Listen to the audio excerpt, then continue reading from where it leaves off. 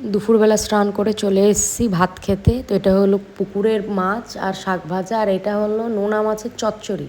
এই নোনা মাছটা দিয়ে আনা জানো, কালকে যেই সমুদ্রের পাড়ে গেছিলাম ওই পাড়ে ভোরবেলা আমার বাবা গেছিলো, সেখান থেকে নিয়ে এসছে। আর এটা হলো লোটে মাছ আর পুকুরের মাছের ঝাল। এই নোনা মাছটা একদম ফ্রেশ। আমাদের কলকাতাতেও নোনা মাছ পাওয়া যায় বিভিন্ন রকমের, কিন্তু এত ফ্রেশ হয় না। এটা একদম টাটকা, মানে সমুদ্র থেকে ধরেই কিনে এনে রান্না হয়ে গেছে আর কি। তো খেতে অসাধারণ হয়েছিল, আর আমার ফেভারিট অল টাইম নোনা মাছ। আর তার সাথে ছিল এই পুকুরের মাছের ঝোল। পুকুরের মাছটা দেখো কতটা ফ্রেশ, যতই বলো গ্রামের জিনিস ফ্রেশ হয়। আর এটা হলো মাছের ডিমের টক। মানে মেদিনীপুরের একটা কালচার আছে, এটা টক ছাড়া ভাত খেতে পারে না।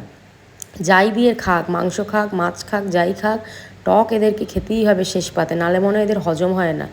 আমার বাড়িতেও এই কালচারটা আছে, মাঝে মাঝেই টক হয়, আর সেই টকটা 2-3 দিন ধরে খাওয়া হয় আর কি। আর টক যত বাসি হয় তত খেতে টেস্ট হয়। আমিও খাই টক। এটা একটু মিষ্টি মিষ্টি করেছিল আম দিয়ে, আর একটা হয় তেঁতুল দিয়ে, ওটাও